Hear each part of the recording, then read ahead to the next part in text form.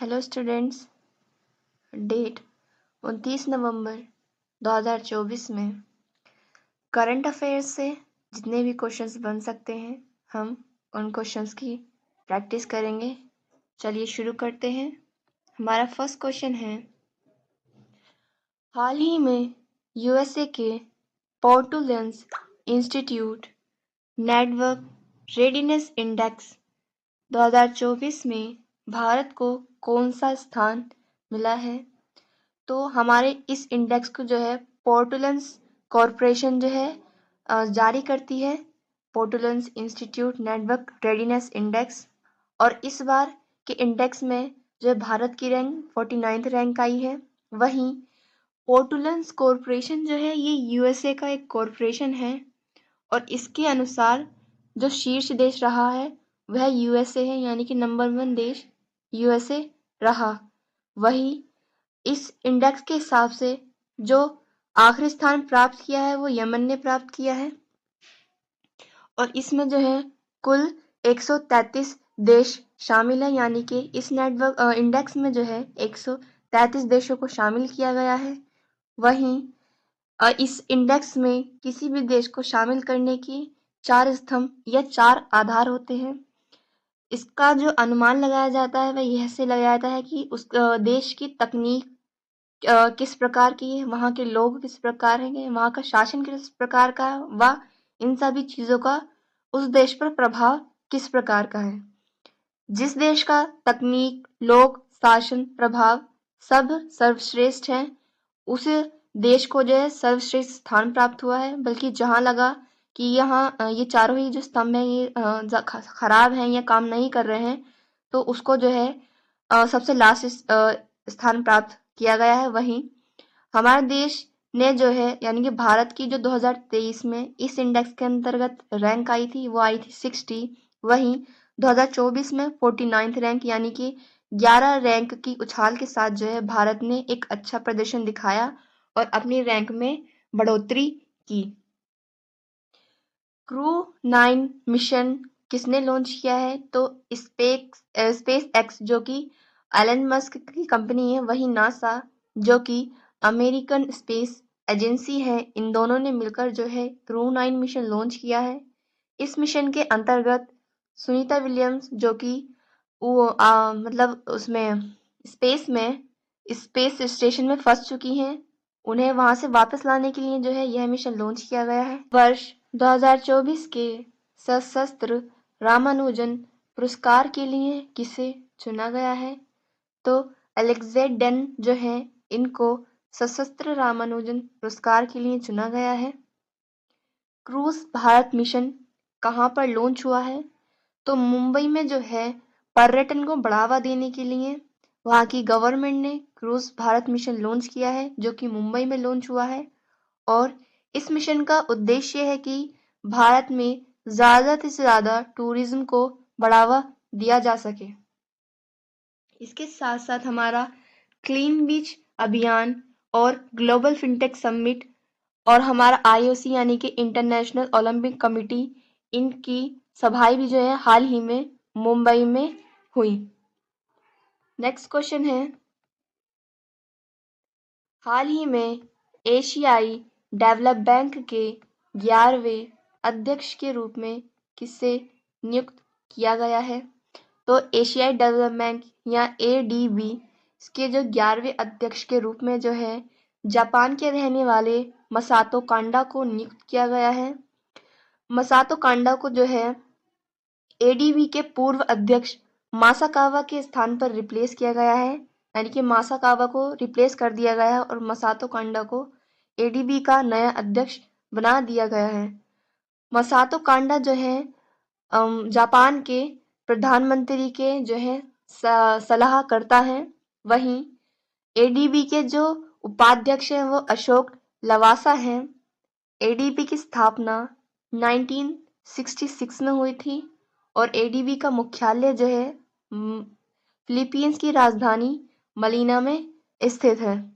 चूंकि एशियाई विकास बैंक का जो आधार रखा गया था या इसको जो बनवाने में सबसे ज़्यादा मेन रोल निभाया था वो जापान ने निभाया था, जिसके स्वरूप में जो है हाल ही में इसका अध्यक्ष भी एक जापानी को ही बनाया गया। क्लाउडिया शिनबाम ने किस देश की पहली महिला राष्ट्रपति के रूप में शपथ ली है? तो मेक्सिको की पहली महिला राष्ट्रपति के रूप में जो शपथ ली है वो क्लाउडिया शिनबाम ने ली है। वहीं हमारे भारत देश की प्रथम महिला प्रधानमंत्री जो है हमारी इंदिरा गांधी जी थी। रोश हशना जो त्योहार है किस समुदाय का है? तो रोश हशना जो है ये यहूदी समुदाय का नववर्ष के रूप में मनाया जाता है। जैसा कि हम जानते हैं कि हिंदू धर्म का नववर्ष अलग होता है और अलग धर्मों का नववर्ष अलग होता है, उसी प्रकार यहूदी समुदाय का नववर्ष भी जो है रोश हशना है। शास्त्रीय भाषा का दर्जा हाल ही में किन भाषाओं को मिला? तो अभी हाल ही में जो है 5 और भाषाएं जो हैं इन्हें शास्त्रीय भाषाओं का दर्जा मिला। पहले हमारे पास 6 शास्त्रीय भाषाएं थीं जिनमें अब 5 और जोड़ दी गई हैं, जिसमें हमारी असमिया, बंगाली, मराठी, प्राकृत और पाली। अब हमारे पास कुल 11 शास्त्रीय भाषाएं हैं। नेक्स्ट क्वेश्चन है, हाल ही में रोचडेल पायनियर्स अवार्ड 2024 से सम्मानित होने वाले दूसरे भारतीय कौन हैं? तो डॉक्टर उदयशंकर अवस्थी जो हैं ये दूसरे भारतीय हैं जिन्हें रोचडेल पायनियर्स अवार्ड से सम्मानित किया गया है। इसके साथ साथ डॉक्टर उदयशंकर अवस्थी जो हैं ये इफ्को के एमडी या मैनेजिंग डायरेक्टर हैं। इफ्को जो है यह विश्व की सबसे बड़ी सहकारिता संस्था है। इफ्को की स्थापना 1967 में हुई थी। वहीं इफ्को का मुख्यालय नई दिल्ली में स्थित है। इफ्को के अध्यक्ष जो है हमारे दिलीप संघानी हैं और डॉक्टर उदयशंकर अवस्थी जो है ये दूसरे भारतीय हैं और जो हमारे पहले भारतीय हैं वो है डॉक्टर वर्गीज कुरियन जिनको रोचडेल पायनियर्स अवार्ड से सम्मानित किया गया था। हमारा जो ये इफ्को है ये उर्वरक का सबसे बड़ा उत्पादन और विपणन केंद्र है जो कि नैनो यूरिया और नैनो डीएपी जैसे उत्पादकों को जो है उत्पादित करता है। यूरिया हमारा इससे संबंधित है, जैसे कि कृषि होती है, कृषि में हम लोग यूरिया का इस्तेमाल करते हैं एक अच्छी फसल को पाने के लिए। यूरिया का इस्तेमाल हम लोग कीड़ों को मारने के लिए भी करते हैं, इसका यूज़ भी फसल में ही होता है। और इफ्को जो है ये सबसे ज़्यादा उत्पादित करता है यूरिया को और सबसे ज़्यादा विपणन यानी कि सबसे ज़्यादा निर्यात भी करता है। नेपाल ने भारत के माध्यम से किसे 40 मेगावाट बिजली निर्यात करने का समझौता किया है? तो नेपाल और बांग्लादेश के बीच में जो है 40 मेगावाट बिजली निर्यात करने का समझौता हुआ है, जिसके लिए इन्हें भारत की ज़रूरत थी और भारत ने इनकी मदद करते हुए जो है इनका माध्यम बना और भारत से होते हुए जो है अब नेपाल की बिजली बांग्लादेश जाएगी। अहिल्यानगर कहाँ पर स्थित है? तो अहिल्यानगर जो है यह महाराष्ट्र में स्थित है। अहिल्यानगर का नाम जो है बदलकर अहिल्यानगर रखा गया। अहिल्यानगर का पूर्व नाम जो था अहमदनगर था। अंतरराष्ट्रीय वित्त निगम ने भारत के पहले ब्लू लोन के लिए किसके साथ साझेदारी की है? तो एक्सिस बैंक के साथ जो है अंतरराष्ट्रीय वित्त निगम ने पहले ब्लू लोन के लिए साझेदारी की। नेक्स्ट क्वेश्चन है, पीएम नरेंद्र मोदी भारत के सबसे बड़े ग्रीन हाइड्रोजन हब का शुभारंभ कहाँ करेंगे? तो नरेंद्र मोदी जो है ये ग्रीन हाइड्रोजन हब का शुभारंभ जो है विशाखापट्टनम में करेंगे और यह भारत का अब तक का सबसे बड़ा ग्रीन हाइड्रोजन प्रोजेक्ट है और इसका जो शुभारंभ करेंगे वो 29 नवंबर 2024 को करेंगे, यानी कि आज के दिन करेंगे। वहीं इस ग्रीन हाइड्रोजन हब का जो निर्माण किया है वो एनटीपीसी ने किया है। एनटीपीसी यानी कि नेशनल थर्मल पावर कॉरपोरेशन ने इसका निर्माण किया है ग्रीन हाइड्रोजन हब का। वहीं इस ग्रीन हाइड्रोजन हब को बनने में जो है 600 एकड़ भूमि की ज़रूरत होगी, यानी कि ये हमारा जो प्रोजेक्ट है ये 600 एकड़ भूमि में फैलेगा। वहीं इस हाइड्रोजन हब के द्वारा जो है प्रतिदिन 1500 टन ग्रीन हाइड्रोजन गैस का उत्पादन होगा। वहीं इस प्रोजेक्ट में जो खर्चा आया है वो आया है 1.85 लाख करोड़ रुपए का। और इसका जो उद्देश्य है यानी कि ग्रीन हाइड्रोजन हब स्थापित करने का उद्देश्य यह है कि चूंकि भारत के कई सारे लक्ष्य हैं, उन लक्ष्यों में से एक लक्ष्य यह है भी है कि सन 2070 तक जो है भारत को नेट जीरो कार्बन उत्सर्जन एम्बिशन बनाना है। और इसका जो पहला कदम रखा गया है वो रखा गया है विशाखापट्टनम में ग्रीन हाइड्रोजन हब बनाकर। इसका उद्देश्य यह भी है कि हाइड्रोजन को जो है सबसे बड़ा ग्रीन हाइड्रोजन हब भी बनाया जाए। वहीं सबसे बड़ा ग्रीन हाइड्रोजन हब का शुभारंभ भी जो है आंध्र प्रदेश में हुआ, यानी कि विशाखापट्टनम में। 92वां वायु सेना दिवस कब मनाया गया? तो हम सभी जानते हैं कि सेना दिवस जो है यह 8 अक्टूबर को मनाया जाता है। और इस बार का जो 92वां वायु सेना दिवस मनाया गया था वो चेन्नई मरीन ड्राइव पर मनाया गया था। वर्ष 2024 के साहित्य की नोबेल पुरस्कार के लिए चुनी गई लेखिका हान कांग का संबंध किस देश से है? तो हान कांग जो है ये साउथ कोरिया की रहने वाली हैं और इन्हें हाल ही में नोबेल पुरस्कार के साहित्य के लिए चुना गया है। साहित्य के नोबेल पुरस्कार के लिए साहित्य जो होता है हमारे एक राइटर होता है, मतलब राइटर के लिए इसको नोबेल पुरस्कार दिया जाता है। इसरो किसके सहयोग से चंद्र ध्रुवीय अन्वेषण मिशन लूपेक्स लॉन्च करेगा? तो हम जानते हैं कि इसरो जो है ये एक भारतीय स्पेस एजेंसी है और इसरो जो है ये जापानीज स्पेस एजेंसी जाक्सा के साथ मिलकर जो है चंद्र ध्रुवीय अन्वेषण मिशन लूपेक्स लॉन्च करेगा। नेक्स्ट क्वेश्चन है 10वां भारतीय अंतर्राष्ट्रीय विज्ञान महोत्सव 2024 कहाँ प्रारंभ होगा? तो आईआईटी गुवाहाटी जो है ये 10वें भारत अंतर्राष्ट्रीय विज्ञान महोत्सव की मेजबानी करेगा। और यह हमारा भारत अंतर्राष्ट्रीय विज्ञान महोत्सव जो है 30 नवंबर से लेकर 3 दिसंबर तक चलेगा। वहीं इस बार के भारत अंतर्राष्ट्रीय विज्ञान महोत्सव की थीम है भारत को विज्ञान और तकनीक के द्वारा वैश्विक विनिर्माण हब बनाना, यानी कि जो चीज़ हम लोग बाहर से निर्यात करते हैं उसको हम भारत में ये बनाएं और भारत से बनाकर जो है हम विदेशों में इसको निर्यात करें, यानी कि मेक इन इंडिया को जो चीज़ें बनी हैं उनको बाहर विदेशों में जो है निर्यात करें। वहीं ये जो हमारा 10वां ISF यानी कि इंटरनेशनल साइंस फेस्टिवल 2024 जो है ये हो रहा है, यह भारत का अब तक का सबसे बड़ा विज्ञान महोत्सव है। वहीं राष्ट्रीय डाक प्रदर्शनी का शुभारंभ कहाँ हुआ है, ये कहाँ आयोजित हो रही है? तो इसको जो है पटना जो बिहार में है यह इसकी मेजबानी कर रहा है राष्ट्रीय डाक प्रदर्शनी की। अनलीस्ट पुस्तक का संबंध किससे है? तो अनलीस्ट पुस्तक जो है ये इंग्लैंड के पूर्व प्रधानमंत्री बोरिस जॉनसन की पुस्तक है अनलीस्ट। वहीं सोर्स कोड जो है वह बिल गेट्स की ऑटोबायोग्राफी है और यह जो है सन 2025 में लॉन्च होगी। नासा ने यूरोपा की जांच के लिए यूरोपा क्लिपर लॉन्च किया, इसका संबंध किससे है?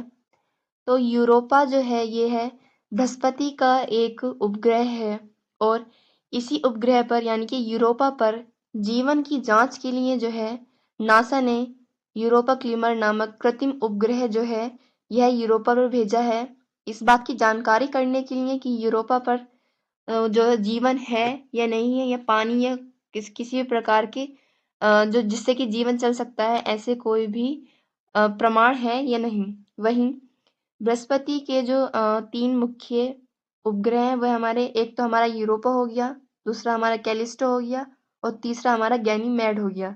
ये तीनों ही उपग्रह जो हैं बृहस्पति के उपग्रह हैं। भारत देश ने किस देश के राजनयिकों को निष्कासित किया है? तो भारत ने जो है कनाडा के राजनयिकों को निष्कासित कर दिया है और उन्हें कह दिया है कि आप भारत से चले जाइए।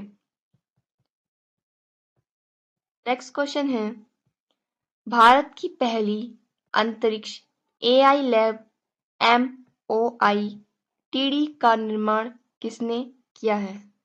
तो हैदराबाद स्थित कंपनी टेक-मी टू स्पेस ने जो है भारत की पहली अंतरिक्ष AI लैब MOITD का निर्माण किया है और इस पहली AI लैब को जो है यानी कि MOITD को जो लॉन्च करेगा वो हमारा PSLV-C60 करेगा। AI अंतरिक्ष लैब बनाने का उद्देश्य यह है कि जो अंतरिक्ष का डाटा है वह आसानी से, कम लागत में और समय पर प्राप्त हो सके। MOITD जो है हमारा, इसकी फुल फॉर्म है mike orbital infrastructure technology demo. वहीं हमारे जो EOS-08 है इसको SSLV-D3 के द्वारा लॉन्च किया गया था और जो हमारा चंद्रयान मिशन था उसको LVM-3M4 से लॉन्च किया गया था। और वहीं सूर्य के लिए जो हमारा मिशन था आदित्य L1 उसको हम लोगों ने PSLV-C57 द्वारा लॉन्च किया था।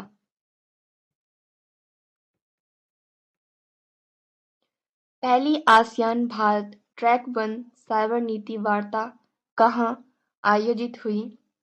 तो ट्रैक 1 साइबर नीति वह नीति होती है जिसमें गवर्नमेंट टू गवर्नमेंट जो है कम्युनिकेशन होता है, यानी कि एक सरकार से दूसरी सरकार के बीच में जो है वार्तालाप होता है। वहीं पहली आसियान भारत ट्रैक 1 साइबर नीति जो है इसका आयोजन सिंगापुर में हुआ। 4 दिवसीय फ्लाइंग फेस्टिवल कहाँ प्रारंभ हुआ है? तो हिमाचल प्रदेश का 4 दिवसीय फ्लाइंग फेस्टिवल जो है इसका शुभारंभ हो गया। प्रबोवो सुबियांटो किस देश के राष्ट्रपति बने हैं? तो हाल ही में जो है इंडोनेशिया के नए राष्ट्रपति प्रबोवो सुबियांटो बने हैं। वहीं मुस्लिम आबादी के मामले में इंडोनेशिया जो है सबसे बड़ा देश है और सबसे ज्यादा द्वीपों वाला देश भी इंडोनेशिया है। वहीं इंडोनेशिया की राजधानी जकार्ता जो है इंडोनेशिया की एक महत्वपूर्ण द्वीप जावा पर स्थित है। नेक्स्ट क्वेश्चन है, हाल ही में दिवंगत हुए सुप्रीम कोर्ट के पहले हरित न्यायाधीश कौन थे? तो जस्टिस कुलदीप सिंह जो है इनका हाल ही में निधन हो गया है और जस्टिस कुलदीप सिंह जी जो है ये भारत के पहले हरित न्यायाधीश थे। इन्हें पहले हरित न्यायाधीश की उपाधि इसलिए दी गई है क्योंकि इन्होंने अपने कार्यकाल में अपने इनके जीवन के सबसे ज्यादा ऐतिहासिक फैसले लिए, जिनमें से पहला फैसला इनका था कि ताजमहल को प्रदूषण से बचाना और दूसरा था कि वनों की सुरक्षा करना। ताजमहल को प्रदूषण से बचाने के लिए सिर्फ कहना काफी नहीं होता है, इन्होंने ताजमहल के आसपास जितनी भी फैक्ट्रीज थी उनको बंद करवाने के आदेश दिए और कोई भी जो कि पेट्रोल जनित या कोई भी ऐसा वाहन जिससे कि धुआं या प्रदूषण उत्पन्न होता है वह ताजमहल के आसपास नहीं जाएगा। और वनों की सुरक्षा के लिए भी इन्होंने बहुत सारे कदम उठाए। ये दोनों ही बहुत ऐतिहासिक फैसले हैं जो कि जस्टिस कुलदीप सिंह जी द्वारा लिए गए, इसीलिए इन्हें भारत का पहला हरित न्यायाधीश कहा जाता है। नसीम अल बहर अभ्यास किन दो देशों के बीच में हुआ? तो नसीम अल बहर जो है ये इंडिया और ओमान के बीच में एक नौसेना सैन्य अभ्यास है।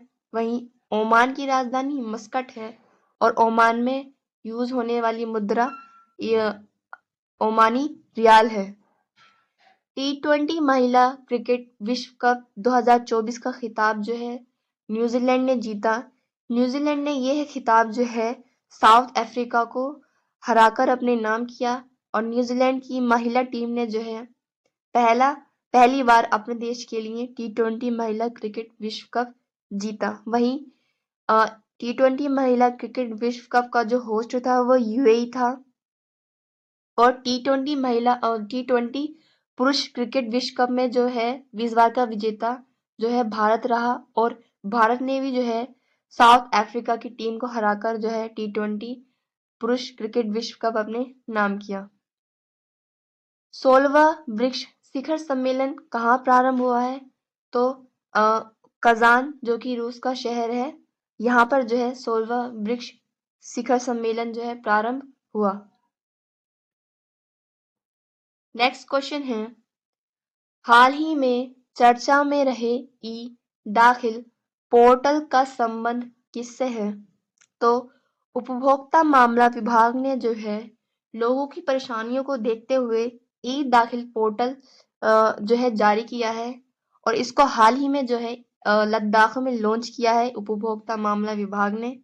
और ई दाखिल पोर्टल को लॉन्च करने का उद्देश्य है कि उपभोक्ताओं की शिकायतों का तुरंत निपटान हो सके या उनकी समस्याओं का समाधान किया जा सके। इसलिए जो है कंज्यूमर अफेयर डिपार्टमेंट ने जो है यह हमारे देश के सभी राज्यों यानी कि 28 राज्यों में ई दाखिल पोर्टल लॉन्च किया है। ट्रैफिक नियम के उल्लंघन पर नजर रखने के लिए सिटीजन सेंटिनल ऐप किसने लॉन्च किया है? तो कोई भी यदि ट्रैफिक नियमों का उल्लंघन करता है तो उसकी फोटो खींचकर आप सिटीजन सेंटिनल ऐप पर लॉन्च कर सकते हैं और यह ऐप जो है केरल सरकार ने लॉन्च किया है। COP16 जो कि जैव विविधता की बैठक है वो कहाँ पर हुई है? तो ये COP16 जैव विविधता की बैठक जो है कोलंबिया में हुई। और एडीपी का 69वां नया सदस्य कौन बना है? तो इजराइल जो है ये एशियन डेवलपमेंट बैंक का जो है 69वां सदस्य देश बना। नेक्स्ट क्वेश्चन है, हाल ही में तेलंगाना के दिविथ रेड्डी ने अंडर-8 विश्व कैडेट शतरंज चैंपियनशिप 2024 का खिताब कहाँ पर जीता है? तो दिविथ रेड्डी जो है यह इटली में अंडर-8 विश्व कैडेट शतरंज चैंपियनशिप 2024 का खिताब जीतने वाले भारतीय हैं। वहीं दिविथ रेड्डी के साथ-साथ जो है एक दूसरे भारतीय ने जिनका नाम सात्विक है, इन्होंने भारत के लिए सिल्वर जीता। दिविथ रेड्डी जो है वह अंडर-8 यानी कि 8 वर्ष की उम्र के अंतर्गत आते हैं। विश्व पैरा ताइक्वांडो चैंपियनशिप कहाँ पर आयोजित हुई? तो यह बहरीन मनाहा में आयोजित हुई है और इसमें रिंचेन युडोल जो है यह ब्रोंज जीतने वाली पहली भारतीय महिला बन चुकी हैं।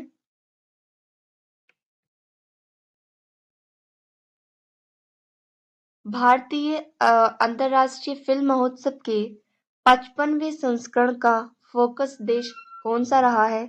तो गोवा में आयोजित होने वाला भारतीय अंतर्राष्ट्रीय फिल्म महोत्सव का जो 55वां संस्करण है उसका फोकस देश जो है ऑस्ट्रेलिया है। T20 अंतर्राष्ट्रीय में सबसे अधिक स्कोर का नया रिकॉर्ड किसने बनाया है? तो जिम्बाब्वे की टीम ने जो है गाम्बिया देश को हराकर T20 अंतर्राष्ट्रीय में अब तक का सबसे अधिक स्कोर बनाया है। जिम्बाब्वे की टीम ने जो है 344 रनों पर 4 विकेट के साथ अब तक का सबसे हाईएस्ट स्कोर अपने नाम किया। दाना जो कि चक्रवाती तूफान है और बंगाल की खाड़ी से उत्पन्न होने वाला तूफान है, इसका नाम किसने रखा था? तो कतर ने जो था इस चक्रवाती तूफान का नाम रखा दाना। कजान घोषणा पत्र का संबंध किससे है? तो ब्रिक्स की जो बैठक हुई थी हाल ही में रूस के शहर कजान में, वहां पर जो है कजान घोषणा पत्र भी था जिसका संबंध ब्रिक्स बैठक से है। नेक्स्ट क्वेश्चन है, हाल ही में K4 मिसाइल का सफल परीक्षण किसने किया है? तो भारत में निर्मित परमाणु पनडुब्बी INS अरिघात ने जो है K4 मिसाइल का सफल परीक्षण किया है। INS अरिघात में शिफ्टेड SBLM यानी कि सबमरीन लॉन्च बैलिस्टिक मिसाइल ने जो है K4 मिसाइल को लॉन्च किया है। SBLM जो है एक परमाणु हथियार सक्षम मिसाइल है। SBLM ने K4 जो है को जो लॉन्च किया है ये दूसरी मिसाइल है। वहीं SLBM ने जो पहली मिसाइल लॉन्च की थी वो K15 या उसका नाम सागरिका है, वह लॉन्च की थी। और K15 SBLM ने जो लॉन्च की थी वो INS अरिहंत में की थी। सागरिका की जो रेंज थी वो 750 किलोमीटर थी। वहीं K4 की जो रेंज है वो 3500 किलोमीटर है। वहीं K4 मिसाइल का जो विकास किया है, डेवलप की है, वो DRDO ने की है। रूल ऑफ लॉ सूचकांक में भारत का स्थान जो है 79th रहा। वहीं सखारोव पुरस्कार जो है वेनेजुएला के 2 विपक्षी नेताओं को मिला है। सखारोव पुरस्कार उसको दिया जाता है जो व्यक्ति मानव अधिकारों के लिए आवाज उठाता है, मानव अधिकारों के लिए कार्य करता है। पद्मश्री विजेता कनकराजू का संबंध किस लोक नृत्य से था? तो कनकराजू जो है ये एक लोक नृत्य है जिसका नाम है गुस्साड़ी लोक नृत्य। ये इसके लोक नर्तक थे। वहीं कनकराजू जो है पद्मश्री विजेता भी रह चुके हैं और कनकराजू को जो है गुस्साड़ी राजू के नाम से भी जाना जाता था और हाल ही में जो है कनकराजू का निधन हो गया। वैश्विक प्रकृति संरक्षण सूचकांक 2024 में भारत का स्थान क्या रहा है? तो भारत की जो रैंक आई है वो 176 आई है। वहीं इसमें कुल देश 180 शामिल हैं। स्टूडेंट्स, ये क्लास हम यहीं ख़त्म करते हैं। नेक्स्ट क्लास में हम करंट अफेयर से बनने वाले और क्वेश्चंस की प्रैक्टिस करेंगे। Thank you and thanks for watching.